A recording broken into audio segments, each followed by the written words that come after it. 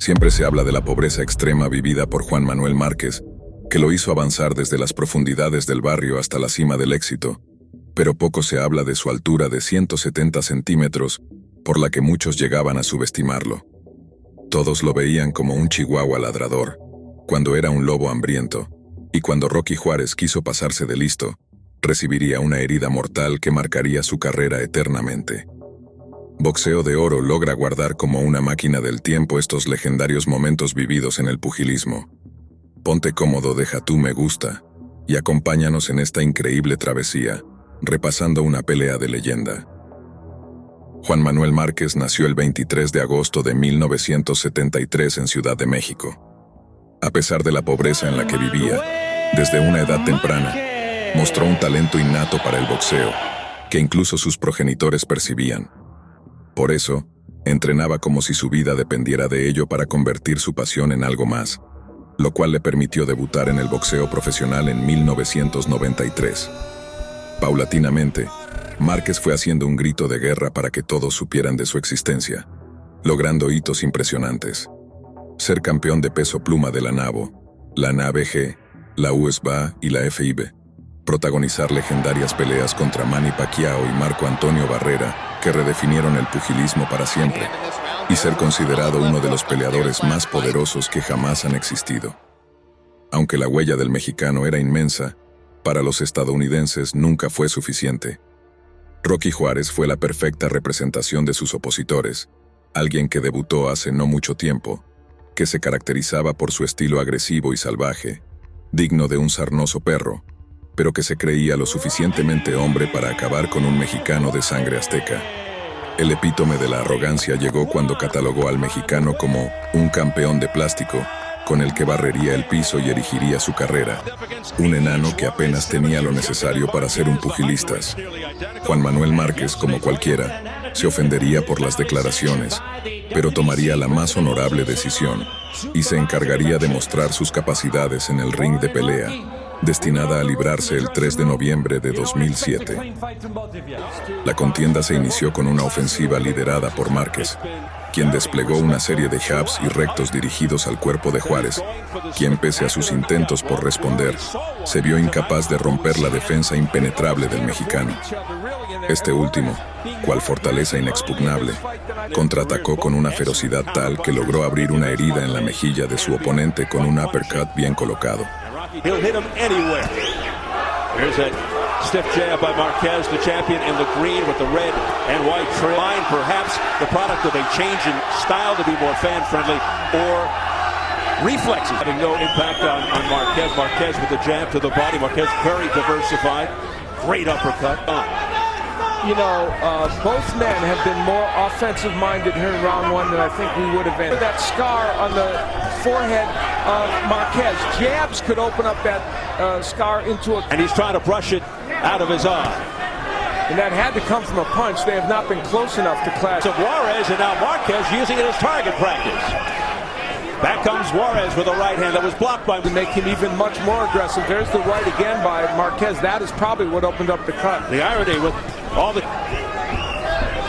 Juarez continues to come forward, the bell to end round one, and they'll immediately attend. En el segundo asalto, Márquez continuó su asedio al cuerpo de Juárez, manteniendo una precisión impecable con sus jabs que parecían golpear como proyectiles. Por su parte, Juárez optó por una estrategia más evasiva, moviéndose con la destreza de un felino en el ring, pero aún así, Márquez logró anticipar cada uno de sus movimientos, contrarrestando con golpes que llevaban el doble de fuerza. So that you can get a technical decision so that you won't have a loss, unless he can find a way to knock out Juan Manuel Marquez during these early rounds. But that cut is creating enough problems.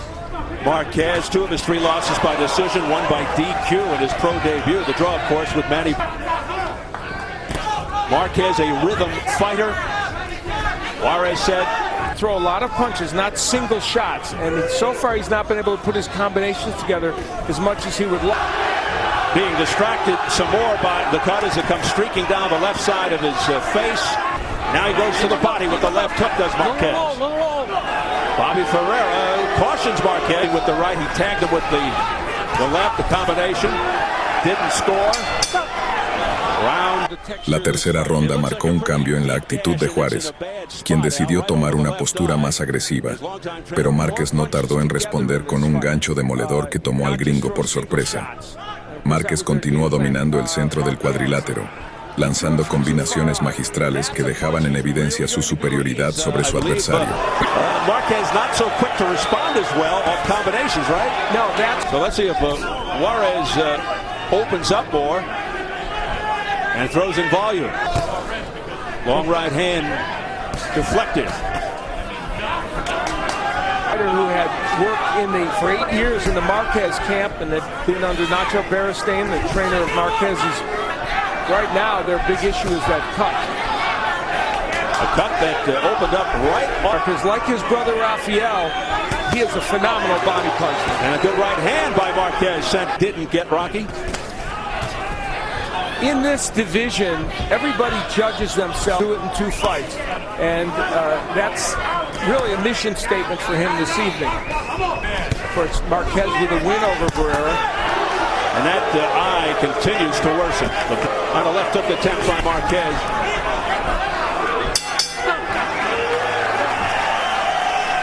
Boxeo de Oro puede ser muy superior a lo que es ahora.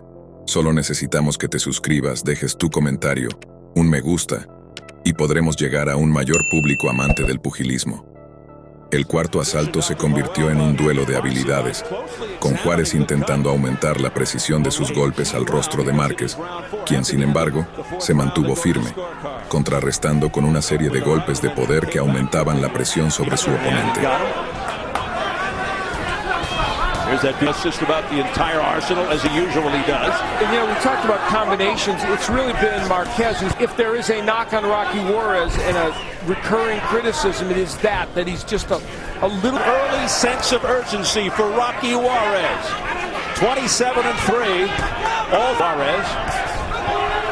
You know, his losses to Barrera, his second losses, even though Marquez isn't giving him lateral movement, it's the quick hands of Marquez that are giving traction. Well, they rang the bell with a minute to go, an inadvertent bell, Al. You hurt this guy when you throw combinations, all right? Not one shot, it's got to be combinations, okay? Work like you've been working in that. En el quinto round, Juárez optó por una táctica defensiva, buscando las cuerdas para engañar a Márquez y atraerlo hacia su zona de confort, donde logró lanzar una serie de ataques tan intensos como misiles. Aunque por un momento pareció que Juárez había logrado igualar a su oponente, Márquez rápidamente recuperó la ventaja con un gancho oportuno, seguido de un puñetazo directo que penetró la defensa de su rival. Los golpes infligieron heridas en el rostro de Juárez, como recordatorios vívidos de su desventaja en la contienda. Monstrous issue for Rocky Juárez. Now there's a 2-punch, 3-punch combination by Juárez. He needs a lot more. If he's going to turn this fight around, it will be with the left hook. So he needs to really crank that punch up and try it. Salvador Rodriguez from the Areo Deportivo record. Now I gave the first round to Juárez, so I have a 3 rounds to 1. Marquez. You know, we can talk about the cut all we want, but Juan Manuel Marquez. And he's taking his time. He's not rushing matters. He's not hurrying. Doing what he has to do. He's to get worse for Rocky Juárez. You can see him blinking over and over now. Give him credit. Chance. And he just landed a left hook to the midsection, did Juárez. Marquez missing just before the... La sexta ronda mantuvo el ritmo implacable de la pelea, con Márquez lanzando golpes poderosos sin cesar, aunque la defensa de Juárez comenzaba a fortalecerse como un roble, absorbiendo el daño con una resistencia encomiable. Moments in his career it seems always are marred by something. Named after Rocky Marciano. Number 12 for the WBC Super Featherweight Championship. A cut over the left eye of Rocky Juárez. Beautiful. Triple combination with the left hand. By Arsenal here tonight, as he always does. Juan's brother Rafael back in Mexico watching this on TV. He's landing some very nice left hooks now. And he's actually fighting better, Steve. He's done better in the last 2 rounds. The problem... Hooks by Marquez. Juárez now going to the body with a combination, but having little or no Marquez. Marquez now with the right hand to the body, a combination to the head, and he is scoring at will.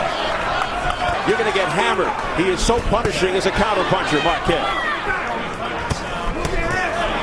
The blood coming down the left side of the face, going over to the nose, to the right side of Juarez's face. Movie, a bloody mess.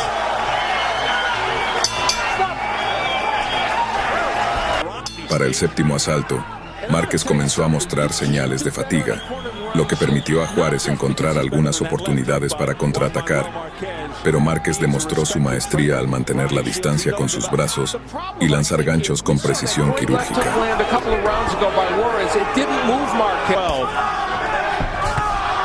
Juárez missing. Marquez showing some terrific defense. Marquez still ahead along. Just losing one round in this match, Marquez. So I don't have it a total shutout. Marquez is getting to Juarez, and Juarez missing there. Distance between himself and Marquez, and when he's in the inside, Juarez more interested in throwing combinations and hooks like that. Risk of that scar opening up on the forehead of Marquez. And right there by Juarez, and Rocky Juárez has had a better seventh round for himself. I don't know if he's winning it, but a lot of fights over a long period of time, but he takes care of himself and he knows how to box. He is in peak. He is in left blocked by the right glove of Juarez.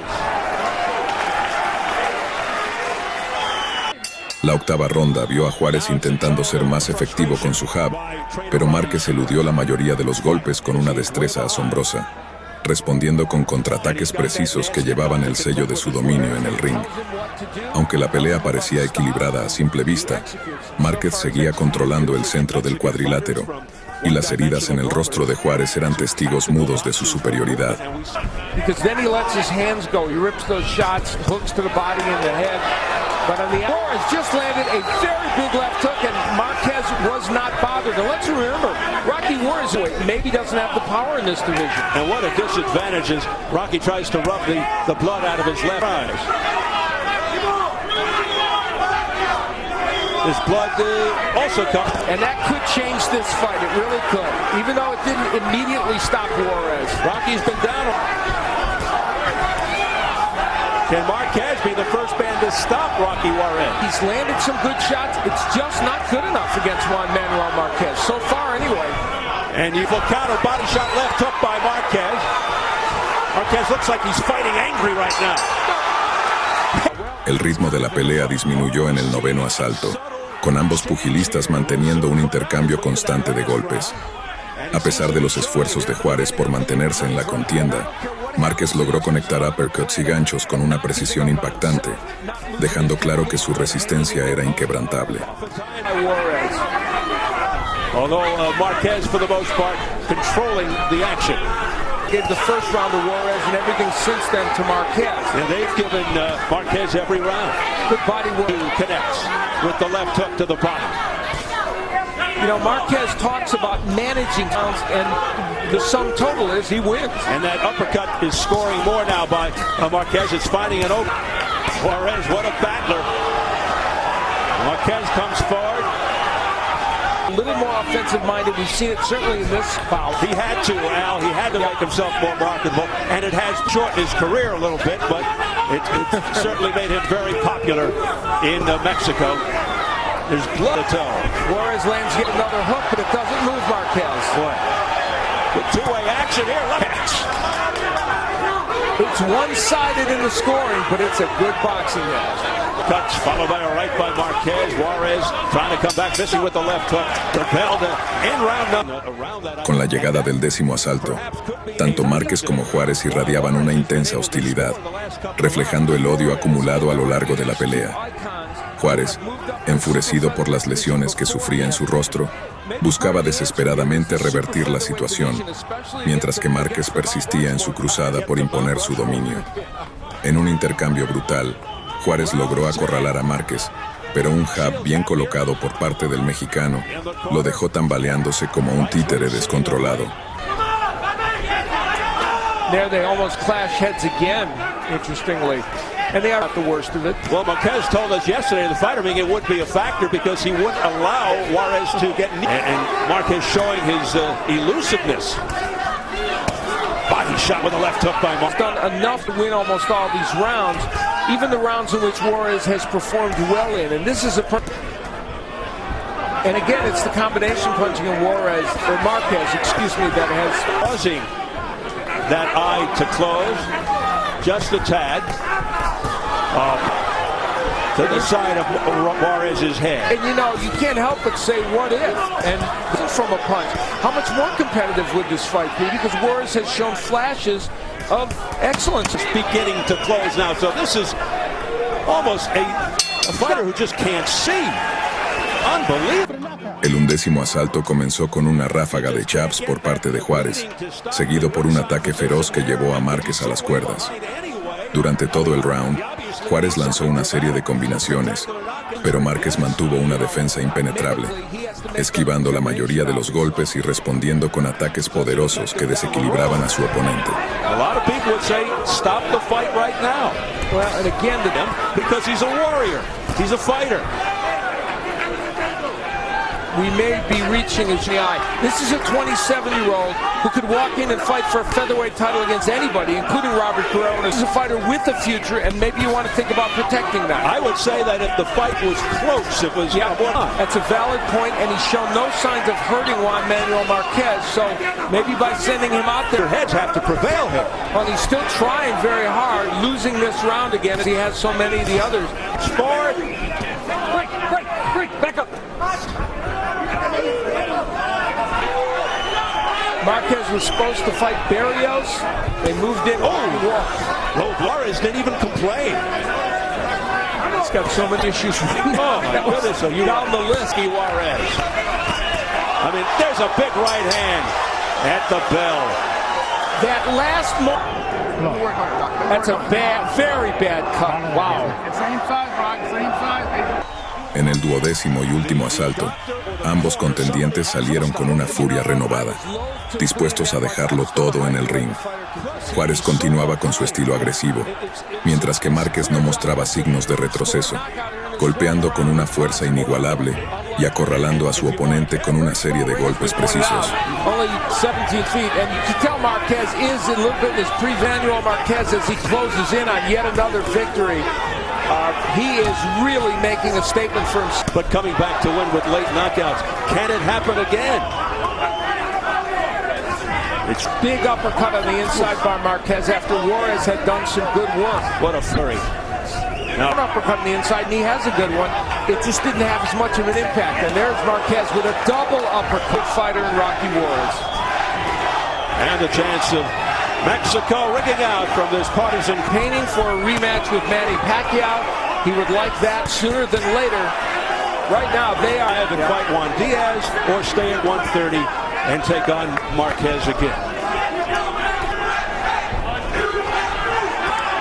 Well, if Rocky's stock goes up in terms of technique and just overall masterful, finishing with a flourish.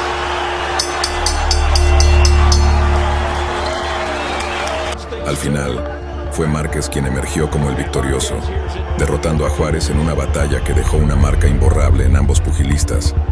Miles de otras historias imborrables las puedes encontrar en nuestros archivos de Boxeo de Oro. Solo tienes que explorar nuestros vídeos y suscribirte para seguir aprendiendo sobre el honorable mundo del pugilismo.